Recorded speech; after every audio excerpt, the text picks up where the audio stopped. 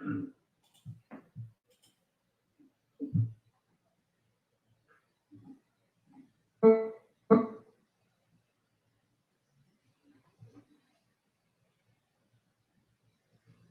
Coach, can you hear us?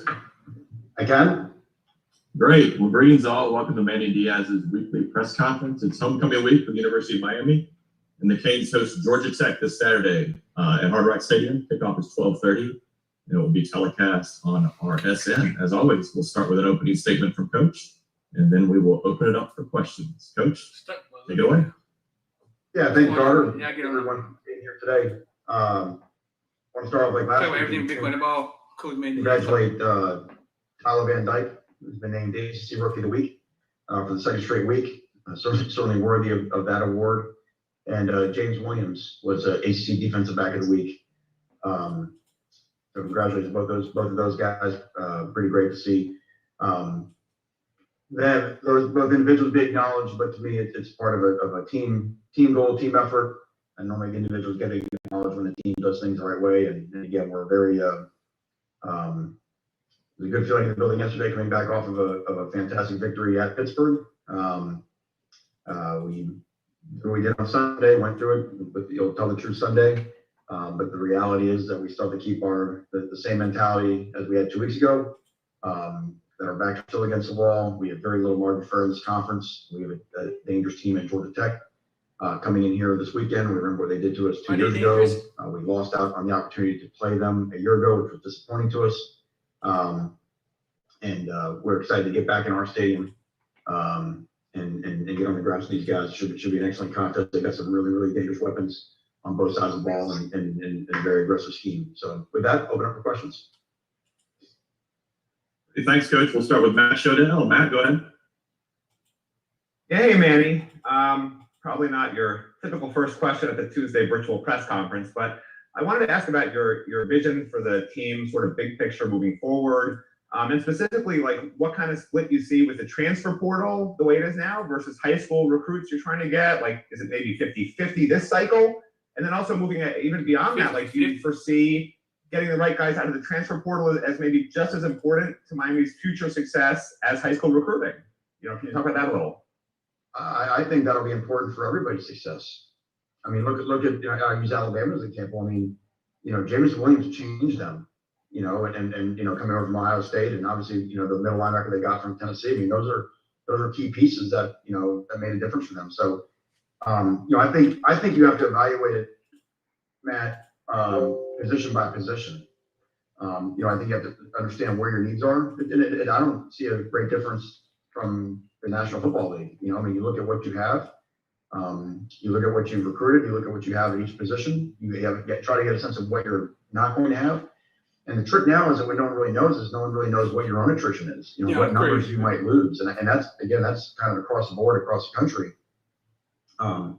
Because if you lose your depth, let's say you lose your old depth because they just want to go somewhere and try to have a chance to start, that can become very difficult, right? Because you may have an experienced guy and it's hard to keep your backups around. We don't really know how that's going to shake down. So I don't think we look at it, Matt, as like, hey, we want to just go all transfers, we want to go all high school, or we want to go 50-50. I think at each position, we ask the coaches, say, okay, where do you feel your room is right now? Where do you feel like you have, holes needed next year to try to get our team as competitive as we can next year? And I think college football now affords the opportunity to try and improve yourself on a year-by-year basis.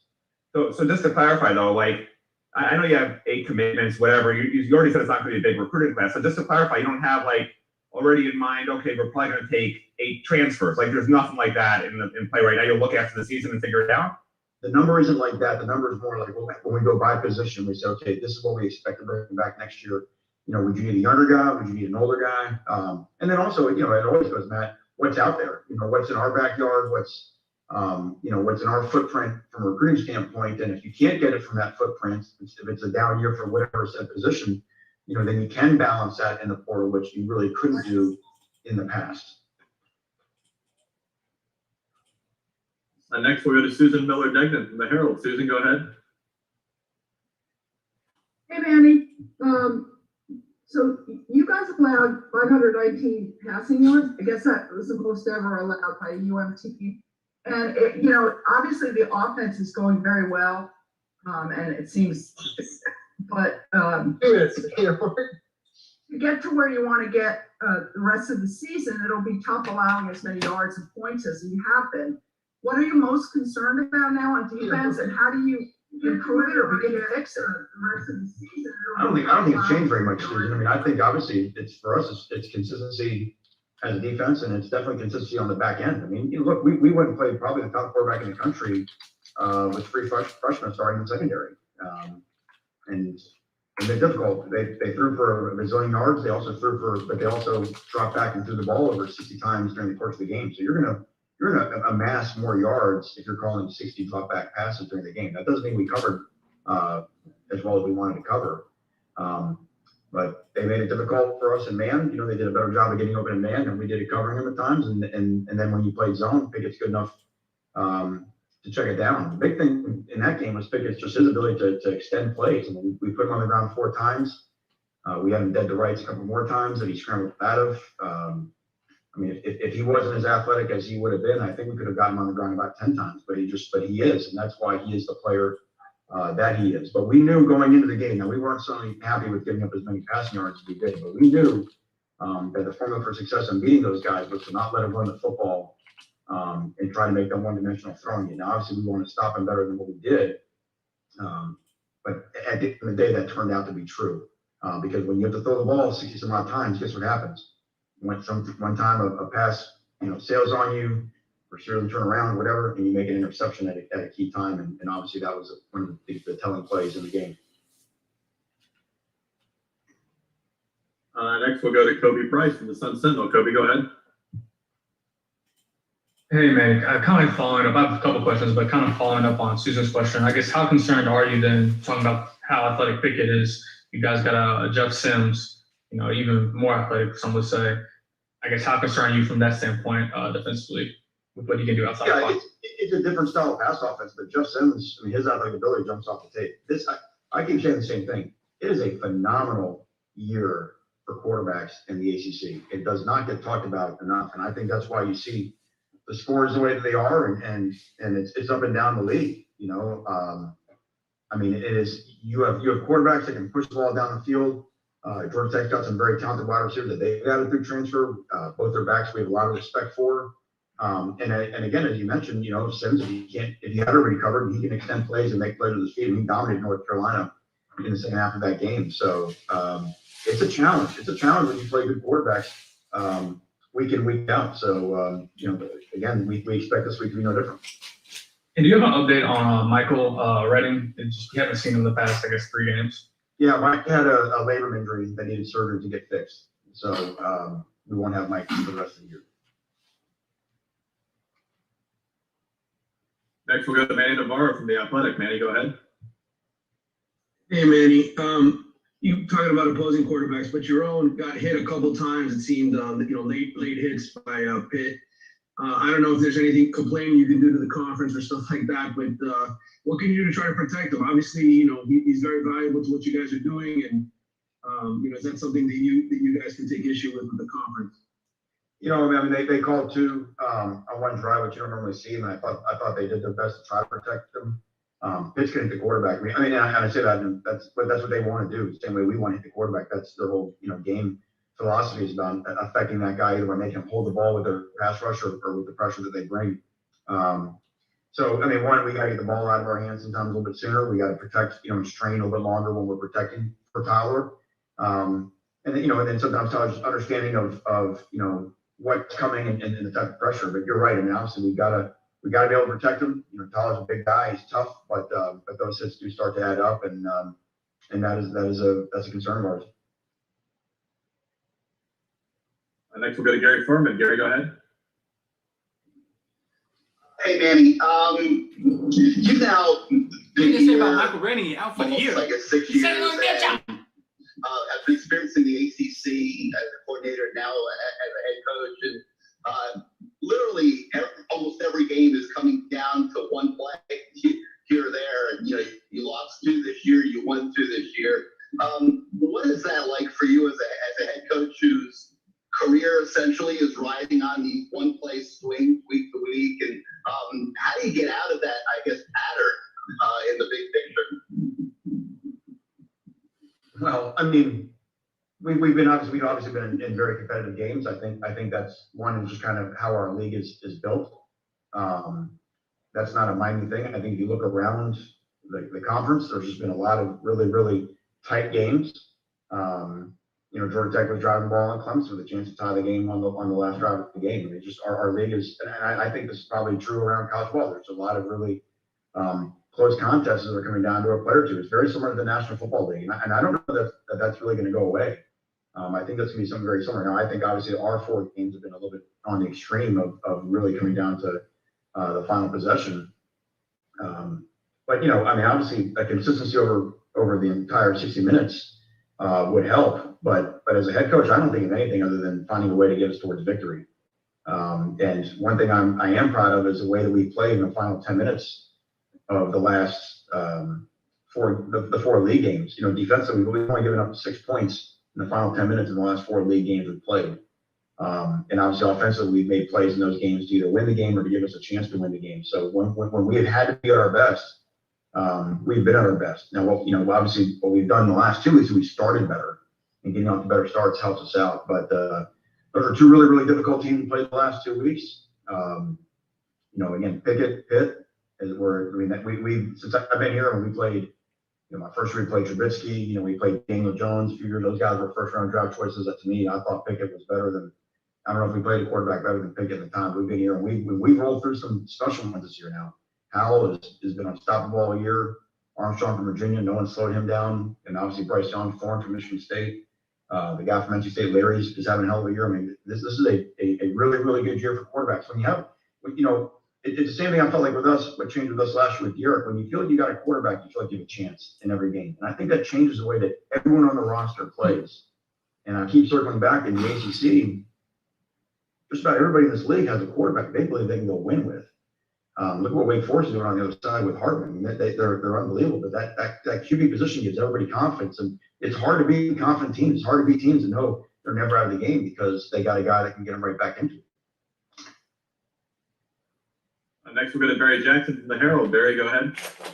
Hi, Manny. To build off the quarterback point you were just making, I was curious, when you got the job, how high on your priority list was fixing quarterback long term? And do you believe you've done that with King, Van Dyke, and Garcia?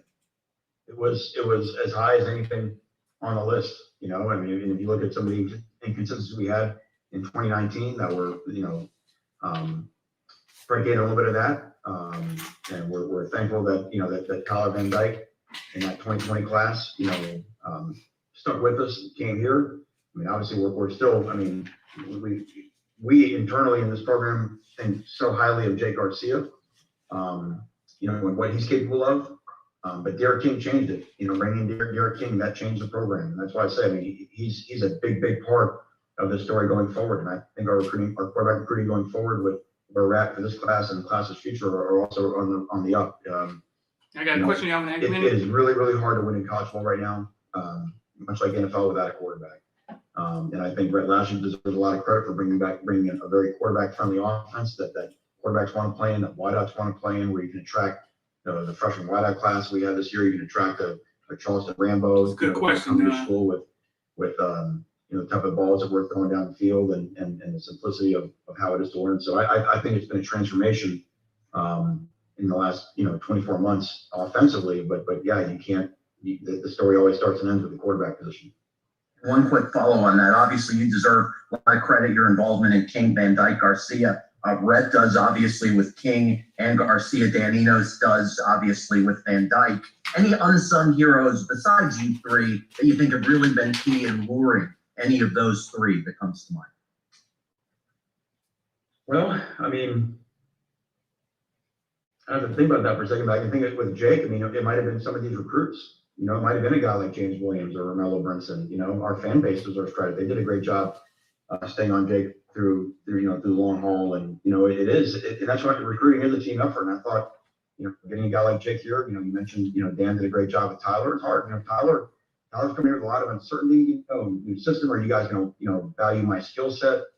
Are you guys going to want a runner? And I think Rhett has shown that we can win with multiple different types of quarterback play. I thought the key on Saturday, and I mentioned the passing yards with Pitt, we had 297 yards of offense on called run plays. I think we ran for 96 and threw for 197 on called runs. Cal, I agree, though. I really do. Tyler's I ability to agree. control their defense with the RPO game was vital. Pitt had 60 yards of offense on called run plays. Now, they didn't call as many runs as we did, but again, It's where we are right now. that is just old time ball. That's efficiency, and that's high percentage thing. Now, Kenny Pickett can make low percentage plays look high efficient, or higher percentage, but I thought our ability to run the football for night and to do a nice job with the offense line is getting better and better.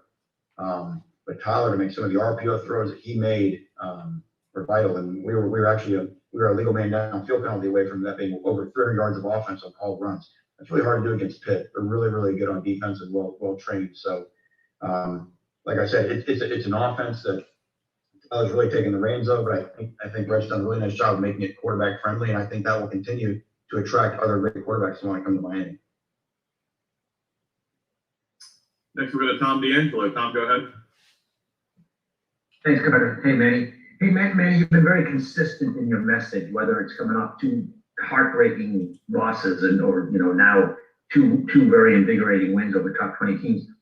How important has it been for, first of all, the players to buy into that? Obviously, they could have gone another direction after kind of those losses they had. X-Men, And then they're what will always that a mean hole now in the for the final month defense. of the season with them having experienced both the wins and the losses the way they have? Well, I think the messaging we talked about yesterday was you have to treat both the same, adversity and success.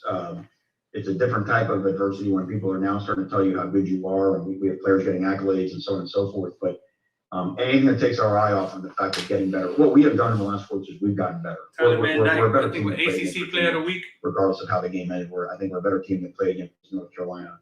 And we need to, because we played, the last 2 teams we played have been step up in competition. So if we stop doing that, and if we start thinking, because now things are nice, we will get ourselves beat. I mean, I think that's what we've shown over 4 games is, we can beat anybody, we can be really good, but if we're not ourselves the way we want to be, we're definitely beatable. And I think that's life in and life out in the ACC. That's why you see top 10 teams go down every week in college football right now. It's where we're at. So, we didn't like it when people were feeding us. The players didn't like it when they're getting fed negativity, and they can't like it when they get fed positivity because they're both unhealthy for you. You hold on to it, the praise, you hold on to the criticism, neither are good for you. So to me, that's why we talk about what's real, what we have to get better at, and how do we find a way to play our best ball in November. Next, we'll go to David Lang. David, go ahead.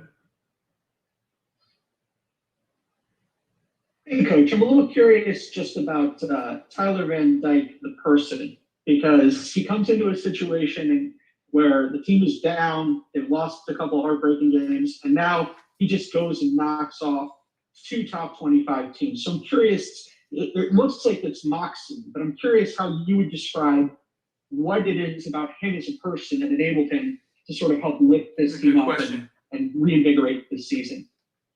Yeah, it's an interesting question. I mean, yeah, I think moxie is a good word. I mean, I think Tyler has that. I think anytime when someone's taking over the quarterback position, and again, everybody on the football team watches that guy, right? He touches the ball on every play.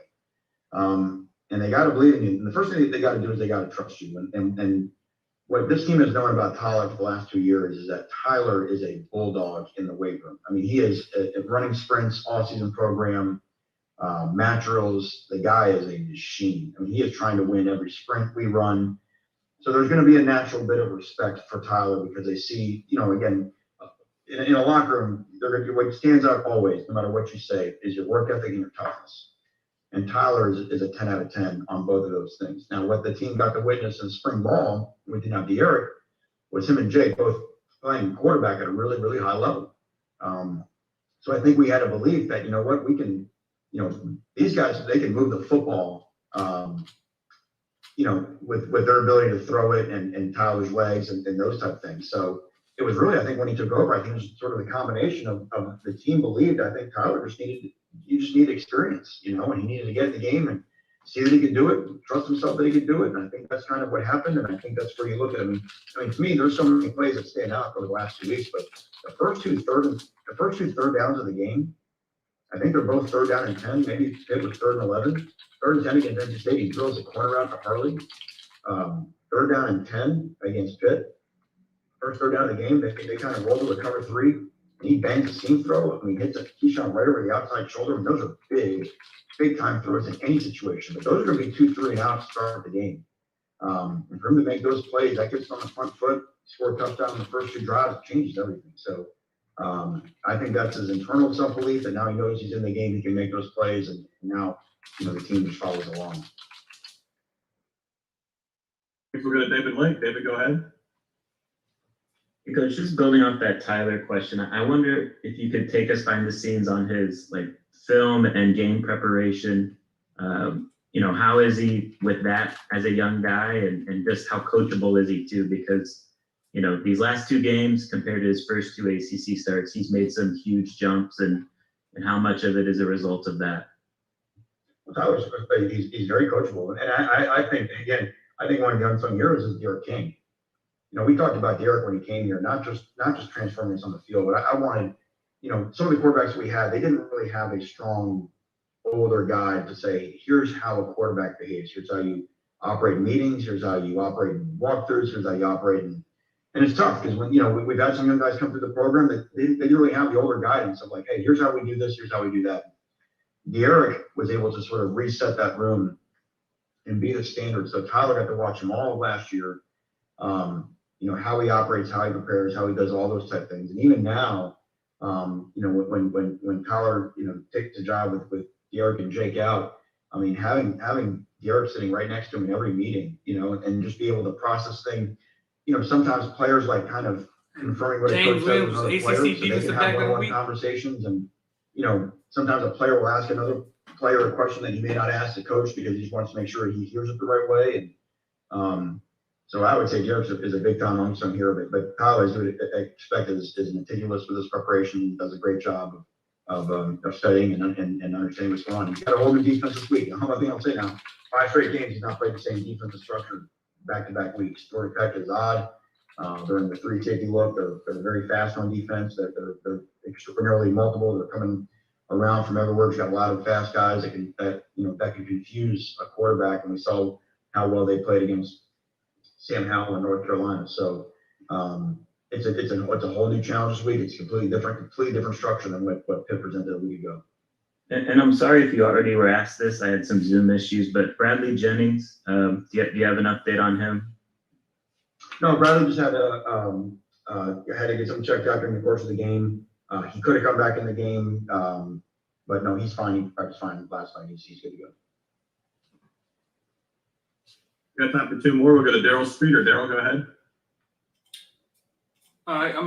How you doing? With the local kids coming in ready to play, Leonard, Cam, James, coming in ready to play, how much credit would you give to the local high schools or just the culture of football, period, in the local area, instilling confidence and skill to those kids? Well, I think it's huge. I think you look at where they all came from. Northwestern or Palmetto, Heritage. James, of course, was at Western, and that every year they've gotten phenomenal coaching. Even with some of the skill guys you mentioned, even in some of the 7-on-7s. We remember hearing about Cam Kitchens on the 7-on-7 circuit, not just the athletic part, but just how intelligent he was, how he wanted to know what everybody in defense was doing, and how he could explain everybody's job to everybody else out there. And I think you see that. I think you see some of that football IQ when you're snuffing out a Philly special on a crucial play in the game. So, and those are just, those are some of the high profile guys that right now because they're playing early as young guys. But, I've said this before. It starts here with youth football. It starts with the coaching at the youth football level and how important that is, because that's really the first exposure to the game, and the way that it's played at that level. And then from there it graduates to the high school and 7-on-7 circuit. And no one has to do more with less than South Florida coaches. No one is more sort of underappreciated by the system than the South Florida head coach. So we're always very, thankful for their efforts, because they don't get what they get in other states, and that's inherently unfair. But they do a heck of a job because they know it's all about the kids. And I think that's, whether it's seeing them succeed at UM, seen them exceed on the next level. I think that's what gives everybody the joy and making what it should be about, which is about the kids. All right, thanks. And we'll wrap up with Chris Stock. Chris, go ahead. Yeah, Coach, with that North Carolina game that Georgia Tech played, how much are you showing your team that essentially that Georgia Tech, they haven't put together a complete game like that since, but how much are you kind of reverting back to that if it goes well for Georgia Tech, these are maybe some things that they're capable of? What's funny, Chris, is that we already kind of saw that game because that was the game either a week or two before we played North Carolina. So our players would have seen that film as we were prepping for UNC. So, and I think that's the only time we followed Georgia Tech this year. I don't think we played him in the league that Georgia Tech had already played. So I'll be very honest, that's all of our players know about Georgia Tech right now because they watched that film, they saw it very closely, and they saw Sims, they couldn't put a hand on him in the second half, and they saw it defensively, forcing turnovers, scooping scores. Very, very aggressive. So I think that's actually our first impression of Georgia Tech. And then you combine that with, what happened here back in 19, and I think the respect they have for the players that they've added since then. So I don't think getting their attention will be an issue this week. Great. Thank you, Coach. Thank you, everybody. We will see you later this week. Recording stopped. All right, man. We about to get in here and talk about everything from Bitcoin and ball. I think we got Coach Lashley coming at 2:00 or something of the sort. 1:30, 4 minutes. Coach Red Lashley. What's going on, man? Yeah.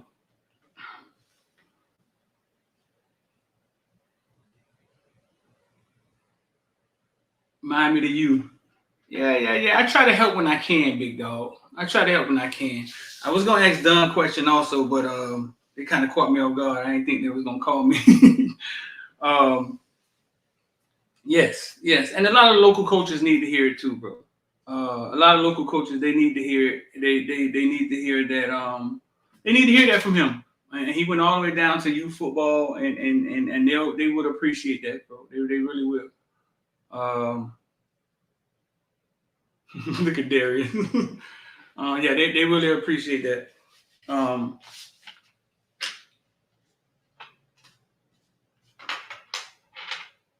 What's up with Cole Perry? What's up with Cole Perry? What's wrong with him?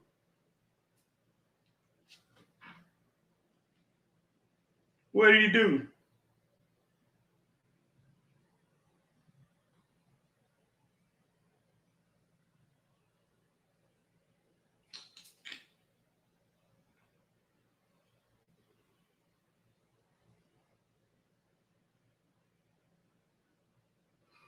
So what's up with this guy Cole Perry? I just got word, bro, that Blake won't be coming back. So I don't know if Blake won't be coming back. I just got word he won't be coming back at all. So if he's not coming back, have you ever seen the AD come in and keep the staff? I don't know if that. Have you ever seen that happen before?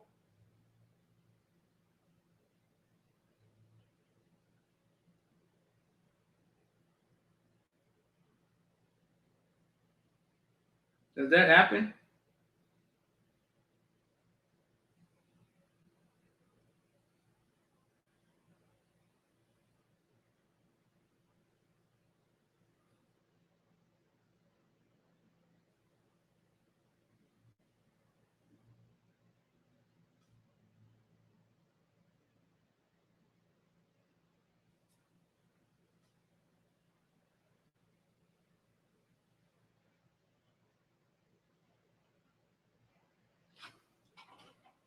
Blake the AD, man. Oh my God. My bad, man. Blake the AD, bro. Come on, man.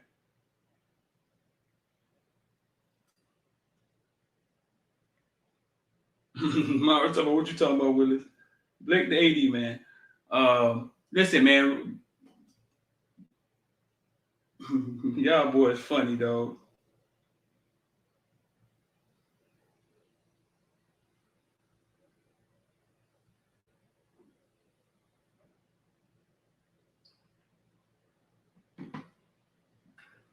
Blake the AD. Just got word that Blake the AD won't be coming back. I said the staff. You think Blake got something to do with this? You think Blake? Who y'all think I'm talking about, huh?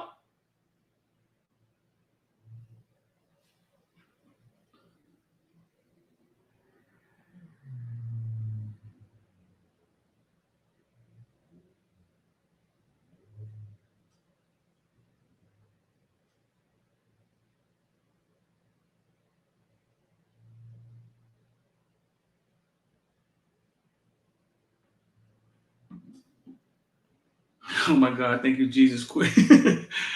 Von Miller, Denver, just got traded, or Rams finalizing trade. The Rams are finalizing trade for Von Miller. Denver Broncos are finalizing a trade to send 8-time Pro Bowl linebacker Von Miller to the Los Angeles Rams in exchange for 2 second-day 2022 draft picks. These sources told ESPN Adam Schefter. Damn, every team Teddy Bridgewater go to, they start trading out everybody. Losing them or something, man. Good Lord. So breaking news, Von Miller traded. Went to a 12U game yesterday. Huge game. Lauderdale Lakes versus Golden Army 12U. And Lauderdale Lakes, some would say upset. It's their first time in the league. But they were founded by former NFL player. I forget the guy's name. Former NFL player who was once running with another organization. And I think he just felt that he could do a better job coaching, or he can get a better group of coaches. And they're in the Super Bowl their first year, 12U. Real good game yesterday. I think it was 18-19. They were down 2 scores. But that Lauderdale Lakes team, I saw them lose to a Lauderdale team that's ranked in the nation. And when I walked away, I told plenty of people they had no business being in that game like that. And what I had saw was a team with some confidence and some coaches that could coach their way, not out of a game, but into a game. That's what I saw. And I told a few people, listen, it's going to be a dogfight in the playoffs. And yesterday they upset the Golden Army. So, yeah, man, that's what's going on. And the Golden Army, if you guys don't know, is Miami Orange Chiefs. Basically, Flo Rida, Freezy, the manager of Flo Rida, his son plays on the team. They pretty famous team. They've made rap songs. They've had awesome uniforms. You know what I'm saying? Pretty well marketed team. Great game yesterday. Somebody had to lose. And it'll be Lauderdale and Lauderdale Lakes at the 12U. Right, Lakes was good, but they just coming back. Right. So Lakes was here, then the park went away. Then I guess the guys, somehow they brought the park back, and the kids have their IG names on the back. It's awesome to me. You know what I'm saying? Like I think it's cool. I think it's cool as hell. They got their IG names in the back. Oh, they added me on a bunch of stuff on their story. I just realized it. Got caught up looking at it. Let me see if I can show y'all a picture, though. Let's see.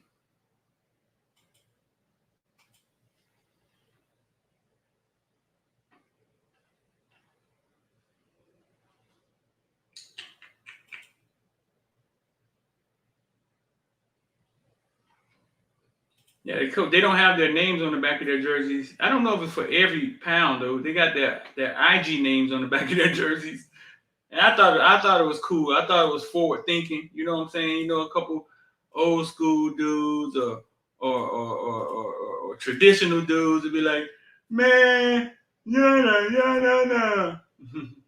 But I thought it was cool. See, they got their IG names on the back of their jersey, and I thought it was cool. These kids living in the IG world. They're living in a NIL world. They're living in a world. This man here talking about this man come from, man. Every time this man take a break at work, this man come in with mama jokes. Every time. As soon as we get started, he gonna have to go back and teach the kids fractions. Go tell you what's going on. So listen, man, like I say, breaking news, Von Miller traded.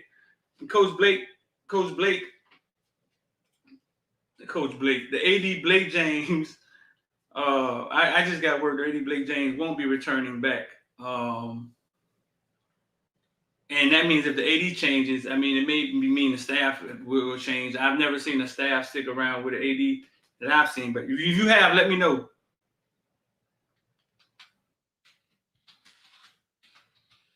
This man coming here every lunchtime. Talking about your mama with his bacon double cheeseburger in his hand.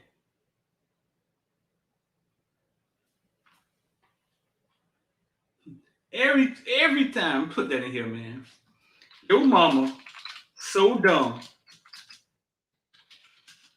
She went to the dentist to get a Bluetooth.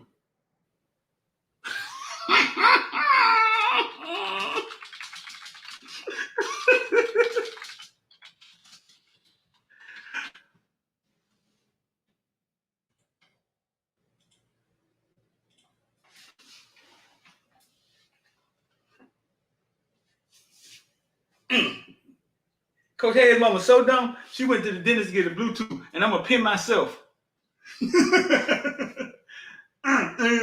Oh, listen, man, we missing Coach Lashley. Hold up, dog. We missing Coach Lashley. Let me see. Boy, done started already.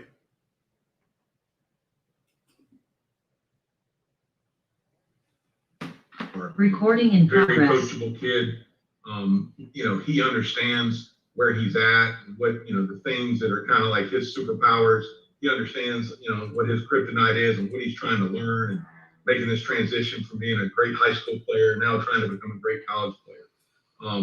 I love that his approach to work, man. This kid comes to practice, he comes in a meeting, he takes notes, pays attention. He does a really good job. I think, and I've said this, quite a few times about LT the last couple of months. When you come as a freshman, everything that kid is seeing, hearing, and learning is new, because the language is different, the technique is different, schematically we're different. He's learning situational football, like it's just, and it's the same transition guys have to make, obviously, from college to the NFL, but they're older and more mature when they do that, and they're full-time players. Obviously, that kid's taking on, being a college student for the first time. So, with his approach, man, it's been fun.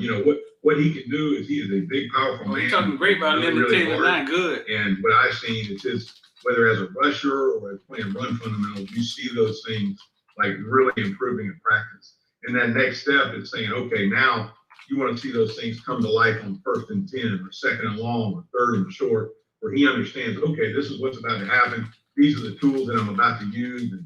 And we've certainly seen glimpses of that the last 4 weeks, and fired up about what's ahead for him as well. Coach Alive, we got one more for you. This is Susan Miller-Degnan from the Miami Herald. Susan? All right.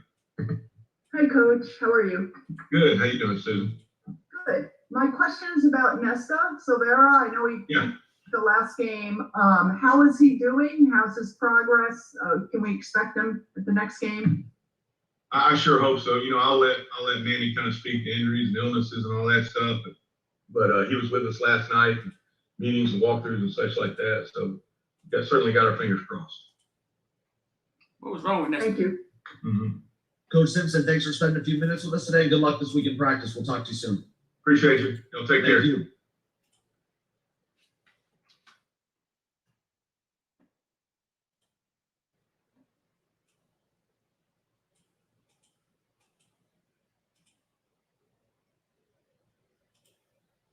All righty, y'all, if you hang tight, we'll have Coach Lashley here shortly. Recording stopped. Okay, Coach Lashley coming shortly. We didn't miss Lashley. Y'all got a question for Lashley?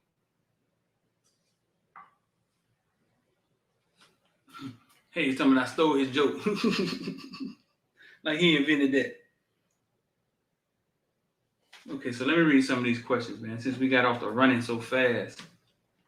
Read some of these questions, man.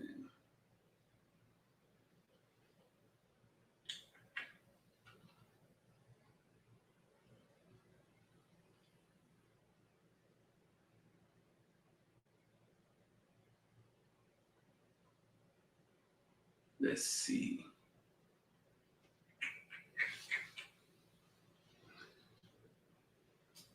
Yeah, I know he missed the last game. So they said it was the flu. I didn't get word on Nathan. You know what they said.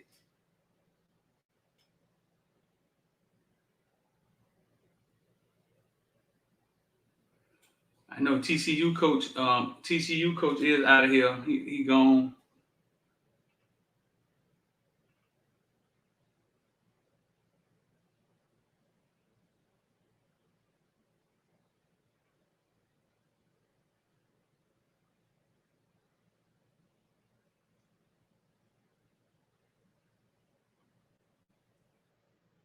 Do I think the Army was looking past them and took them lightly? No. This was the Army second time playing them. The Army played them the first time, and it wasn't. It was a close game. It wasn't. I think they said the score was. Basically, it was a close game. You can't look past them. I don't think you can look past them when they played against Lauderdale Lions, one of the top-ranked teams in the nation, and they played them close earlier this season. Lauderdale jumped out on them, and then I wouldn't say close. I think they lost about maybe a 2 touchdown, maybe 10 points, something of that nature. But what I saw was a resilient team. And if you understand football, you know what I'm saying? You understand football, you know what you're looking at. That's their first time assembling that team, and that team was able to go in versus a nationally ranked team a little bit by Lauderdale Lions, but hold their own. So they're gonna get a shot at Lauderdale Lions again in the Super Bowl. But no, I don't think Golden Army were looking. I don't think at all. I think the Golden Army jumped out on it. Looked like the Golden Army was gonna run away with the game. They jumped out on them 12 zip, 13 zip fast. And then the poise and the fight back that a lot of their legs had, they fought back. It could have got away from them, but they fought back. They fought back, and they ended up winning the game late in the game. What do I think about Duslan? Duslan cryptocurrency jumped up. I don't know what it jumped up. Kind of hard with those numbers be 000000000. I know it sounds like BS, but I think it actually. I think it's real. I think it's real, and I think it's something you could hold for. Something we may hold for like a year. To see what happened. I mean, don't put something in it that you're gonna lose. Don't put something in it that you can't lose or you can't live without. But it sounds crazy. It sounds crazy, and it sounds like one of the meme stocks. Let me see.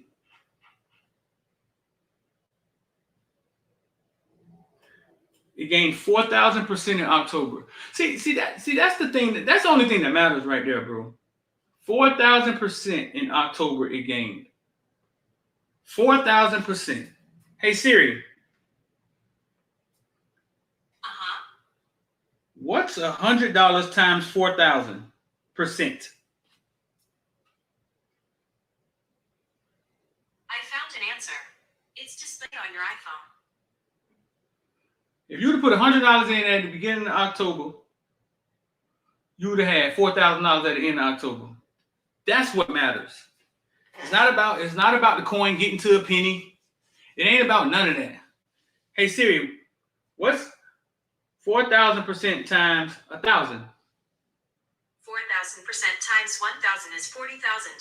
If you just set $1,000 in it in the beginning of October, at the end you would have had 40,000. That's what's going on right now. And if you don't know, you don't know. But if you listen to me every day, you know, because I'm saying it to you every day. And if you're not acting on it and you ain't doing nothing, then I don't know what the fuck. You know what I'm saying? I don't know what to say to you. Maybe you like going to work. Maybe you like somebody telling you when to call in sick. I don't know. I don't know. Maybe you're rich. Maybe I just grew up broke and everybody else ain't broke. Maybe I think everybody else is. You know what I'm saying? Maybe you grew up rich. I don't know. But listen, man, the link is pinned at the top.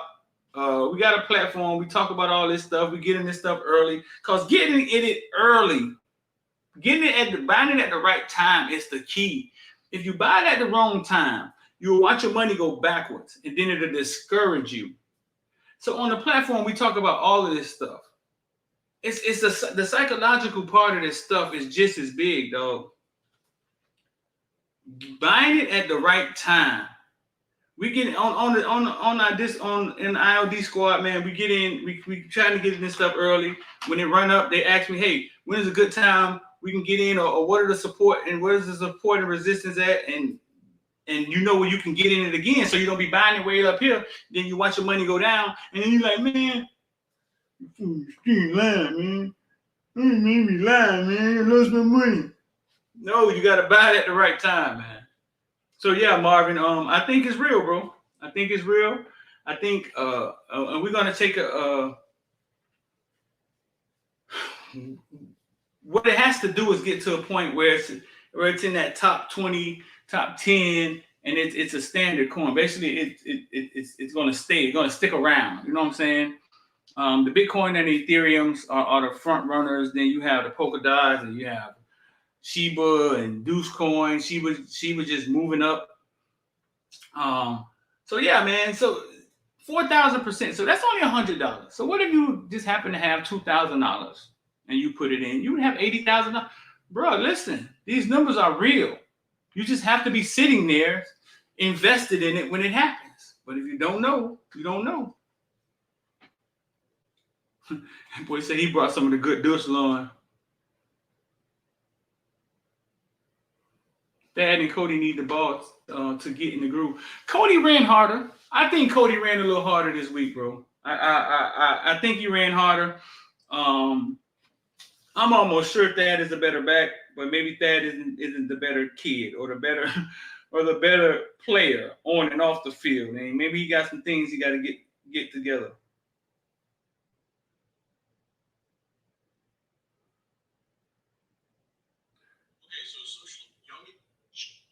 But yeah, bro, like so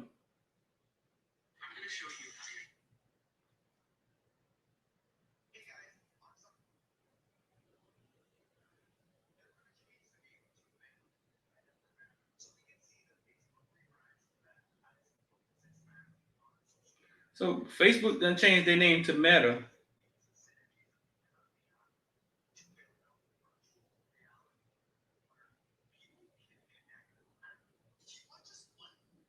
I'm gonna let y'all listen to this.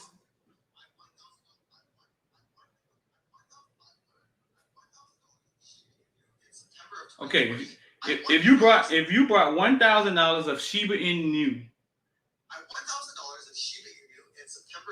September of 2020. In November, you have $2. And in January 2021, you have also $2. March, you have 42,000. In May, stop right there. Stop right there. He said if you brought $1,000 worth of Shiba Inu in September 2020, you'll have $1,000. If you buy it in November, you'll have $2.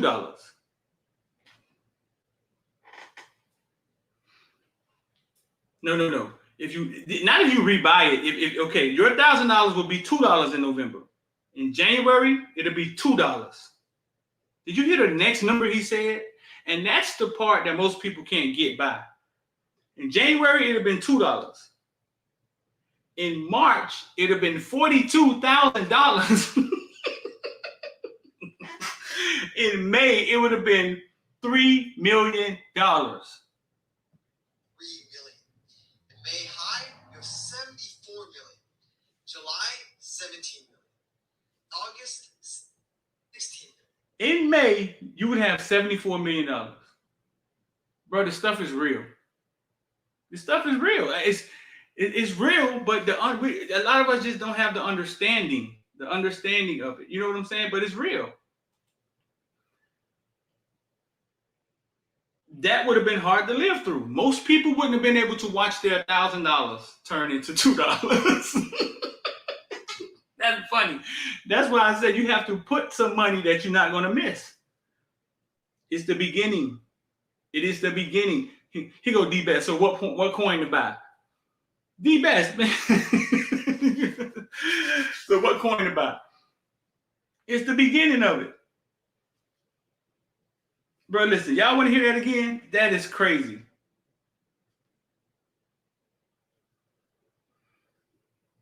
That's on Tyler Van Dyke for not throwing Romelo the ball, right? Let's listen to that again. September, 15 million. And September of today, 14. NFT is being released on October 4th. Follow for more crypto. I $1,000 of Shiba Inu in September of 2020, and you have $1,000. In November, you have $2. $2. And in January 2021, you have also $2. March, you have 42,000. In May, 30.3 million. In May high, you have 74 million. July, 17 million. August, 16 million. September, 15 million. And September of today, 14. NFT is being released on October. May high. In May, you would have 74 million. Today, you would have only 14 million. Your $1,000 would only turn into 14 million. Right. It's 82. So this is what I'm saying. And this is what I'm saying. You're right. This is why most people wouldn't have made it through Bitcoin. Because Bitcoin once went down. Let me see. He has Bitcoin once went down. And this goes for NFTs.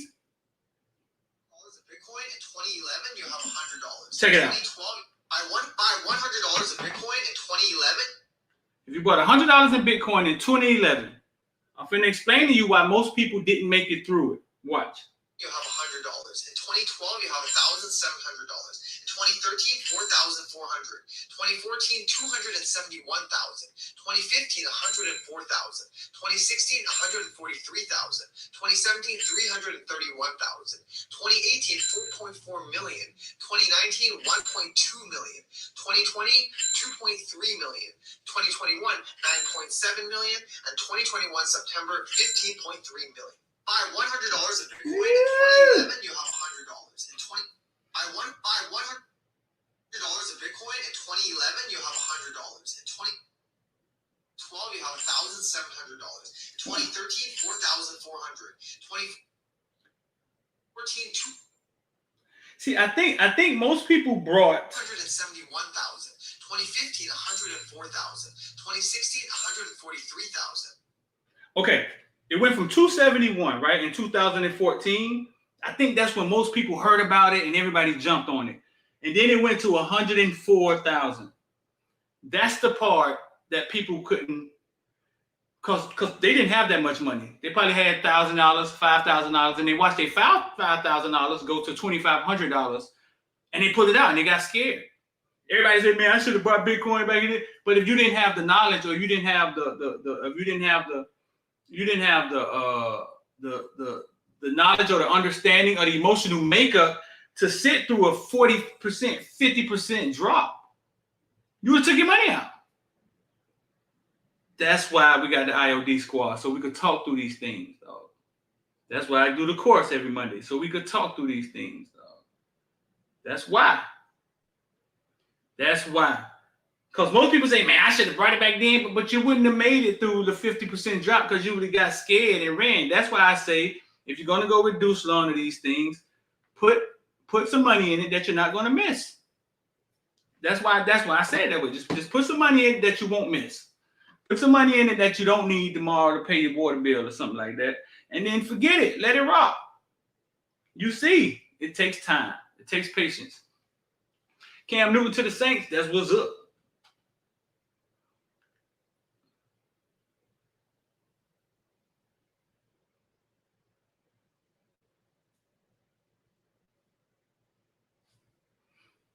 If you hear from $1,000 to $2, I mean, what's the point of selling at that point? If you hear from $1,000 to $2, fear. They sell out of fear. You know what I'm saying? That's how they sell out of fear. What happened to Lashley, man? We missed something or something? They on a different. Oh man, they done switched up Zoom links on us again, man. Remember they got us last time like that.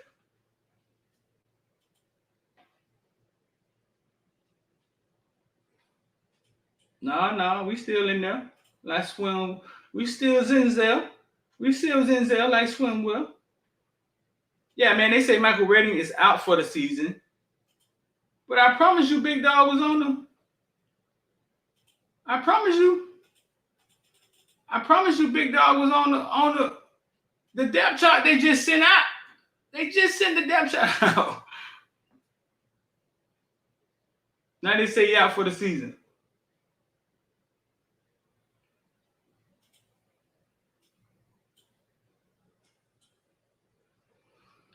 Derrick Henry foot injury, he may be out for the season too. Joshua Steele, what's going on, bro? Shout out to all the members, man. We appreciate y'all. Make sure you go to the community section on YouTube so you can get your stuff straight. Redding out for the season, he injured.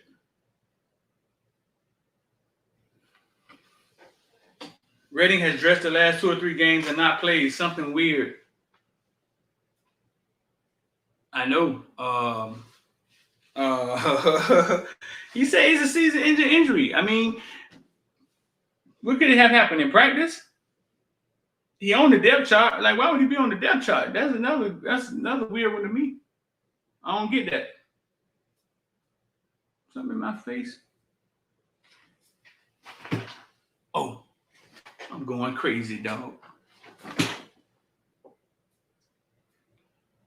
I'm saying, why would he be on the depth chart if he out for the season? That's all I'm saying. Y'all like that question I asked Manny?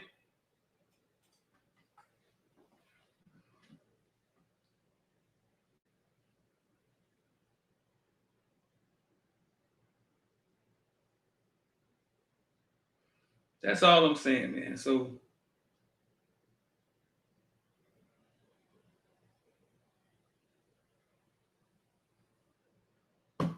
oh man.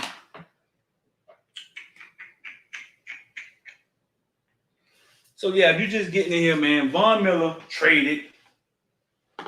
You just getting in here, you just rocking with us. Von Miller done been traded.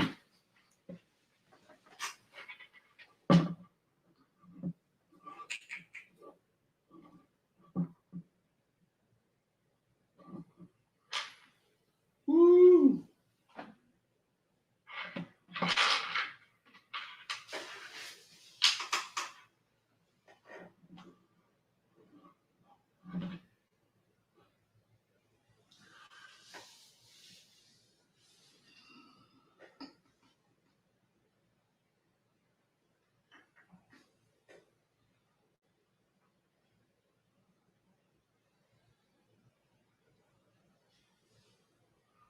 Go live on IG for a second while we sitting here waiting. Y'all see that shoe? Y'all see that shoe? Y'all can't see that shoe.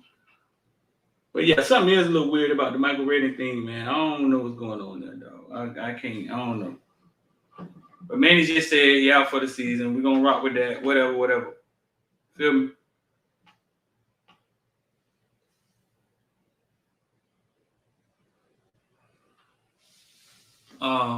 Yeah, so man, yeah, breaking news. I mean, Von Miller, we're hearing that Blake James won't be coming back.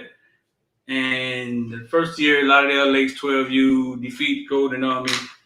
And I guess upset fashion. Well, I'm sure the upset and head to the Super Bowl. It'll be 2 Broward 12U teams in the Super Bowl. Lauderdale versus Lauderdale Lakes. And boy, that's a story in itself. You know what I'm saying? That's a story in itself. When it comes to that, the Lauderdale Lakes team spun from the Lauderdale Lions team. And that's been a beef, an ongoing beef.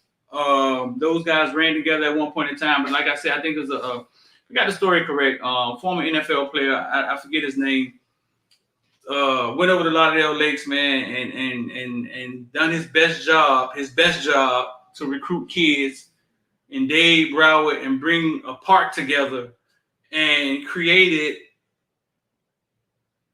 a damn good, respectful park. You know what I'm saying? For it to be the first year. And yesterday, them and Golden Army went at it, and in a well-coached game, though, like in a game with lots of. I saw a couple high school coaches on each sidelines. You know what I'm saying? it's a well coached game. You know what I'm saying? We've had people talk about coaching in South Florida and it's just being the athletes and not so much coaching. It was a well coached game, creativity, couple points scored, 19-18. Man, usually we playoff game, but the thing we 6-zip, 7-zip around here, fool. There don't be a lot of scoring going on a lot of times. So it'll be Lauderdale Lions and Nick versus Lauderdale Lakes, man, and that all the Broward gonna come out for that. That's gonna be a whole movie. That's gonna be a whole movie. A lot of beef, a lot of that going on. That's gonna be a whole movie. So Tyler Van Dyke is y'all crowning Tyler Van Dyke yet, or we need to wait a couple of games? Instagram, what's going on with Instagram, man? I'm live doing the morning show, man. I figured I would just bring y'all in here, man. Y'all may have some questions. You should come check out my team, the Muskegon Elite. We are ranked 16 in the nation. Where y'all at, big homie?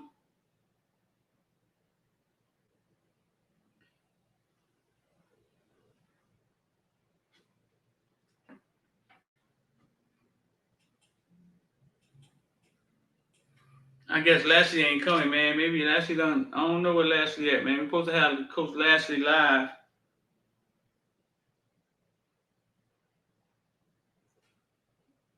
Yep, next week FSU. Okay, well Raymond, you was out there, right? You was out there. You say Lauderdale will dominate them this time. You was out there, and when I left that game, Raymond, I said to myself, man, that Lauderdale Lakes team Recording in progress. shouldn't have been in that game like that. You know what I'm saying? Like I saw something in that team, and I told a few people. You know what I'm saying? I was like, Lauderdale Lakes team. Hey, Coach Lashley here. Okay, so here go Coach Lashley, Miami I can Hurricanes. hear you. Awesome. Thanks for joining us today, Coach. We have offensive coordinator Rhett Lashley here. If you've got questions for Coach, please use the hand raise function on Zoom so we can get to everyone. And we will start with Susan Miller-Degnan from the Miami Herald. Susan, go ahead for Coach Lashley. Coach, Xavier Restrepo did well this last game. Can you talk about his progression as a receiver and going forward, what he needs to do? Yeah, I mean, I like got a question for Coach Lashley. Since the season started. Let's get a question. Since game one when he caught the touchdown against Alabama, and we've, I think Rob's done a good job of rolling him and Mike to try to keep them both fresh throughout the games. We've had that luxury this year. Last year, X was a freshman and Mike played the majority of the snaps. This year, Mike starts. And usually by the second drive, X is in, and we just kind of go back and forth as the game flows. And so we've had confidence in X from the start. I don't think he needs to do anything different. He needs to keep being who he is. And it was good to, this game, I think between him and Mike, there was maybe 12 catches. And, against NC State, just their scheme didn't really lend the slot to catch a lot of footballs, but it was a little different against Pitt. And I thought those guys had a good day. Coach, next we'll go to Gary Furman from Cade Sport. Gary, go ahead. Hey, Red, how you doing today? Hey, doing good. How are you? Doing good. So we're sitting at the game on Pittsburgh, a bunch of us that travel with the team, and we're watching Tyler Van Dyke make some of the plays he's making, whether it's the ropes down the field, the third down pass with two guys in his face that was perfectly delivered, even that third down run that he had for a first down. And this is real high level stuff that we're seeing, and it's kind of come out of nowhere. It's not too long ago that he was just the quiet, mellow guy sharing second team reps with Jake on the practice field, and nobody was really thinking too much about him. Now that the emotion of game day is removed, can you just talk about this a little bit from your viewpoint on just how you've seen this kind of evolve, and then also talk about, he's obviously not a finished product yet, as good as it's looking out there the last couple of weeks. What does he still need to get better at? Really good observation. Great question. I mean, I do think the last thing you said, I agree with. He's played really well the last 2 weeks. I mean, you can't deny that. He's played like a guy who's a veteran, played a lot of ball. I think that's why we've had success and been able to do enough on offense to help us win the game. He still has only, if you take out Central Connecticut, he's still only played 4 real college football games. And so I think while he's played great, things are still going to get tough. I mean, we've got a tough scheme this week that Georgia Tech runs, then you got games down the stretch. So I think that's the thing he can really strive for, is to be consistent, be the same guy each week. But to your point, Tyler, we always had confidence in Tyler. It was never a matter of that. It's just when you start a guy who's young, you just never know how quickly things are going to click. And I do think he said something, I think, after the game the other day that I think makes sense. But the fact that he said it, I think, tells you where his mind's at. Is, the spring when Derek was out, him and Jake got all the reps. And he took majority of the reps with the ones. Jake had just shown up, was a true freshman. And I think those 15 days were big for him, with guys like Rambo and Harley and those guys. I think they just gained confidence going against the one defense here and all those things. And then credit to him for when Derek came back, not changing who he is. He came out to practice every day and he went to work. And he prepared like he is a guy. And I think that's a great lesson for any young player, young quarterback out there, especially nowadays when people just want to transfer when things don't go their way instantly, especially at that position. He was patient. He knew that his time may not come till potentially next year. But it came 3 weeks into this season. And, it took first game or two and a half to kind of get some of that almost just normal rookie things out of the way, because he just never done it. He never played a game on the road. He never played a Power 5 conference game. He never done a lot of those things. Ask him to borrow Mark playbook. A little bit Virginia game, I do his style, man. North Carolina, okay, I belong. It gave him a lot of confidence, just go out and play. And man, to your point, that first throw he made on the third play of the game, on third down to Keyshawn, was incredible.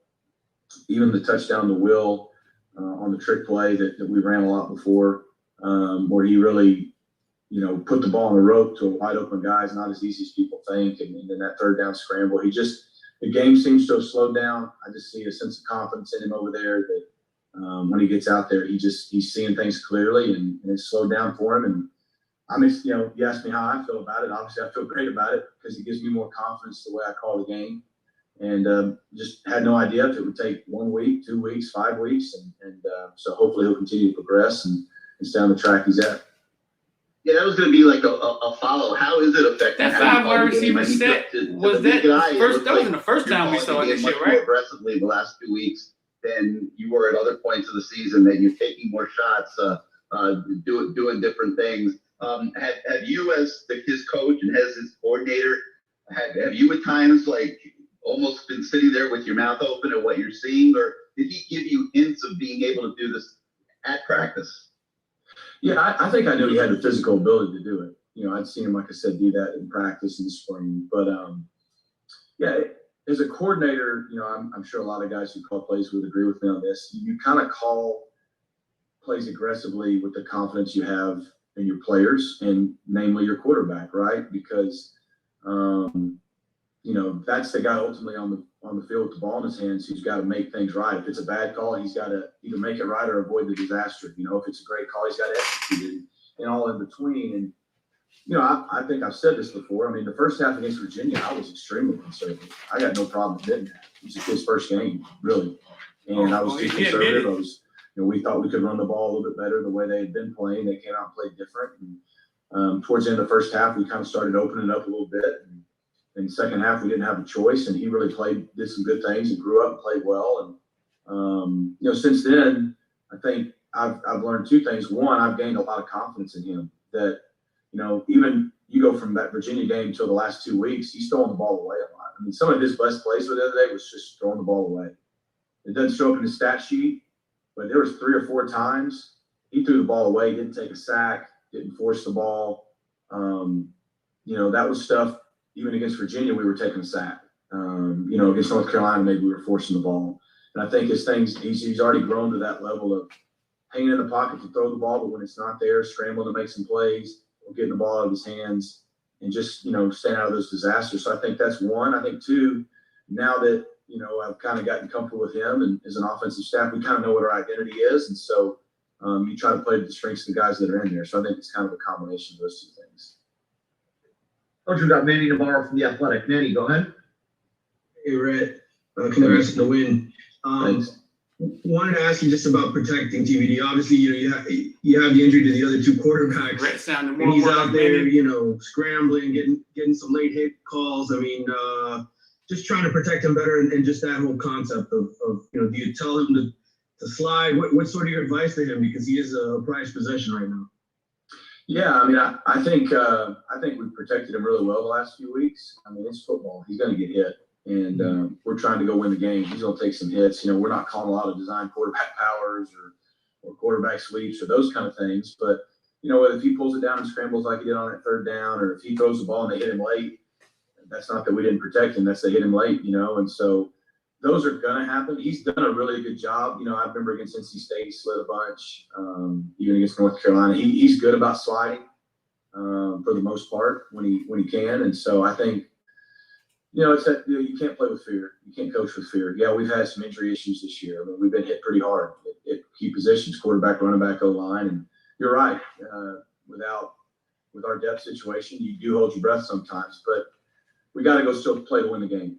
And I think he's done a good job of that. And, I think as each week we've done a little bit better up front, too, of protecting him. And so he's taken some hits. He took a few the other day, and he popped right up. But yeah, I mean, to your point, prized possession with the depth situation. But I think he does a pretty good job of knowing when to get out.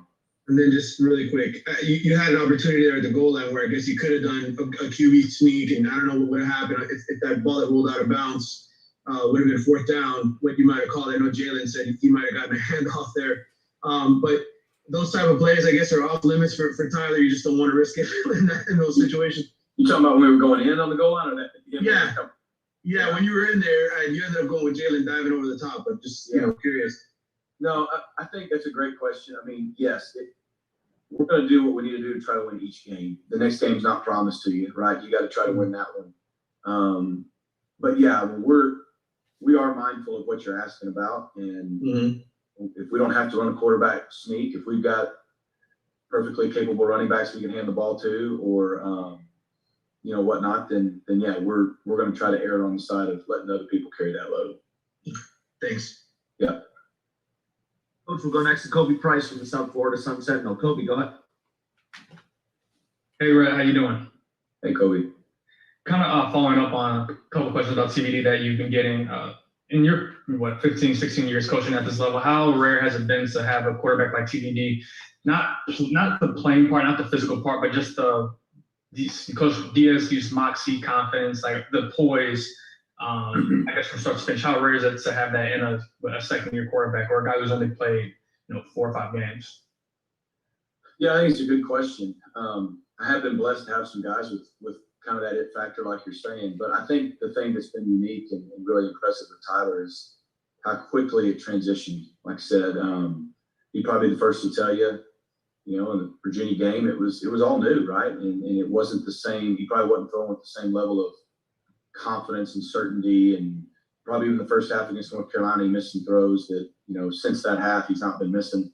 But for the fact that, rarely do guys turn it that quickly. They either have it or they don't most of the time. And then when they're young, you can see a lot of really good players that have had to start maybe as freshmen or true freshmen or redshirt freshmen, that it took really the whole year to really settle in and grow and develop. And again, it's only been the last 2.5 weeks really that it's happened. He's still got a lot more football to play. And I think we need to be fair to him with those expectations. But for him to do what he did, really starting at halftime of that North Carolina game, it just to me shows a lot about his guts and his confidence in himself to be able to settle down and like I said, throw all that fear away and say, okay, I belong here, I can do it, and go out and play like that. He hasn't been perfect since then, but he's played like he belongs, and that's what I think's helped him have a lot of success. And after the Virginia game or even the North Carolina game, did you reach back out to, his high school coach or, his old coaches and just ask like, hey, what can I do to help get him settled, or what have you found to be successful in that way? Yeah, I haven't, and not That's because a good question, those guys would be great resources. I just kind of went to the source. So, we played the Virginia game and we came in that Sunday, and actually something I've never done before. I actually, GA just kind of took care of the other quarterbacks, and I took Tyler in my office, and he and I just watched the game together, just he and I. And it wasn't for any reason other than I just wanted him to be real and honest with me with what he was seeing. I needed to know what he was seeing, what he was feeling, what he was confident, what he wasn't. Actually, I lied to you. That was after the North Carolina game. I'm sorry. And, I think that really helped because when you're in a room with, even though they're all our quarterbacks are close, we're all guys, we're all the same. Hey, we're going to kind of give you one word answers or keep things like, somewhat secure. Like, why did you not throw at this? Or why'd you do this? You're not going to truly just say, this is what I felt, what I saw. And when it's just two people, you can maybe say, hey, Mike's wide open on the slant. You threw it behind him. He caught it, but he fell down. Like, what? He goes, I'm honest with you, he was wide open and I aimed it. I didn't want to miss him. That's the kind of honesty you get from guys when you're in that setting. And so I think it helped me understand how his brain works and what he sees and what he likes. I think it helped him voice to me kind of some of the things that he was feeling. And I think since then it's helped he and I be on the same page a lot better. Coach, last hand up I got for you is Daryl Streeter from Footballdale. Daryl, go ahead for Coach Lashley. Coach Lashley, how you doing? I got a question and a follow-up. How big has the addition to Clark at center been for the offense? It's been really good. I mean, obviously he had kind of the same kind of learning curve that Tyler had, figuring out the center position, and I think he figured it out pretty quickly. He's getting better each week, and he's really athletic. He's really smart like Corey was, and so I think he and all those guys have done a really good job. Just like I said, we've now gone, I think, 5 straight weeks with the same guys, and that's really helped some continuity there. I think that's why we've been better both running it and protecting and getting some continuity. But I think he's done a really nice job. We always felt like after Corey was gone, he was the center of the future. It just came a little quicker than normal. And much like Tyler, I think he deserves a lot of credit because that's a big change, making a lot of calls and snapping the ball and doing everything that you didn't have to do at guard. For him to be playing as solid as he is, I think just 4 or 5 games in, I think he deserves a lot of credit for that. Okay, and secondly, that reverse pass was well designed and called on time. Could you talk to us what goes into calling that play? Is it something you see, or is it timing with Tyler? Yeah, I mean, you try to carry some things in each game. That's a play I've been running since I was at SMU. So I think we hit it 2 or 3 times each year. As at SMU, we ran it against Virginia Tech last year. We tried to run a version of it against App State this year. It didn't work. Timing wasn't good. I think to your point, you carry plays like that maybe you try to, you feel a fit, maybe a defensive structure or scheme, which we felt like that fit what Pitt does on defense. But there's a timing element to it. You've got to get them in the right look. And, you just got to understand when you call plays like that, you got to realize you're going to be aggressive, going to take a shot like we did to Rambo later in the game. We had it and just missed it. And I think he dropped it down to 10. We ran a flea flicker again. And you're not going to hit them all. But you got to call it with confidence, knowing that you practiced it, you prepared for it. If you call it, timing it's kind of a feel thing. To your point on the timing, you feel like maybe when you need a shot in the arm or when you need it, or in our case the other day, we said we're going to go into the game, we're going to be aggressive. Our guys knew we were going to call that from the first 2 drives. So when we got the opportunity to do it, we got to do what we said we're going to do. And they know that we're not going to hit them all. If not, so what? We're being aggressive. And now the defense has to think about a lot of other things that they got to defend the rest of the game. So, but there's no question when you can hit something like that early, it helps us get off to the start we got off to. All right, thanks, Coach. Absolutely. Coach Lashley, thanks for spending a few minutes with us today. Good luck the rest of the week in preparation for Georgia Tech. All right, thanks, everybody. Thank you. Trucker, you say Tyler is the best quarterback he ever coached. I don't know now who he had at Auburn. Now I don't know now. Who did he have at Auburn?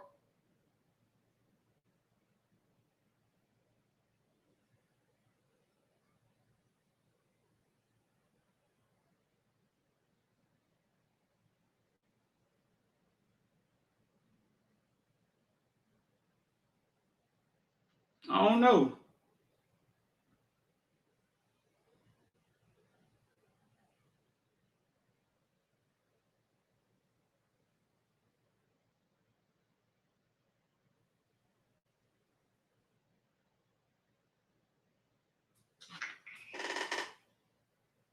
No, he can't afford Cam left.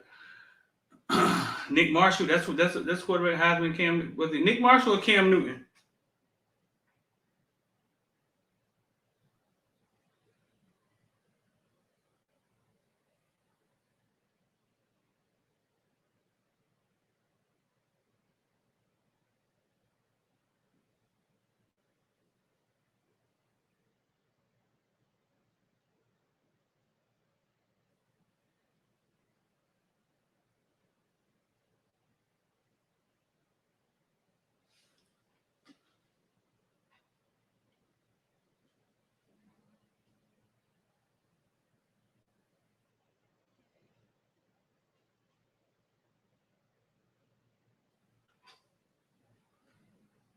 Nick Marshall with no comparison to TVD. All right, man. Listen. These Mondays it's an hour 20. Mondays be long, man. Listen, man. I'm gonna run up out of here. People involved with the course. We got class tonight for the course.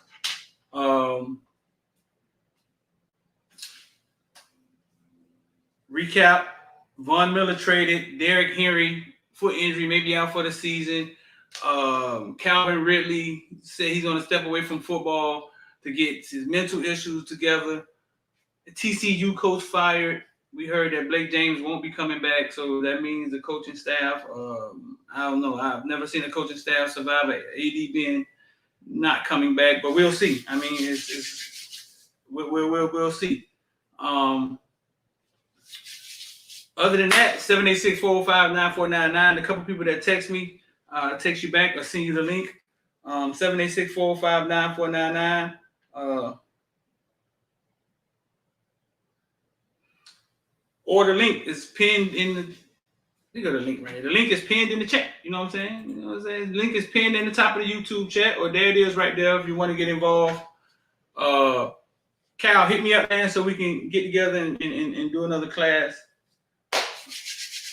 Don't go out there just buying stuff at the top, dog. Listen, before I get out of here, a lot of times when you hear about Deuce Lawn, Sheba, it's too late.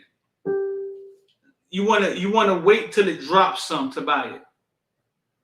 It's called FOMO, fear of missing out. Don't go buying stuff at the top. Because when your money starts going down, you're gonna be able to have to deal with that. You feel me? So listen, I'm D, man, and I'm out.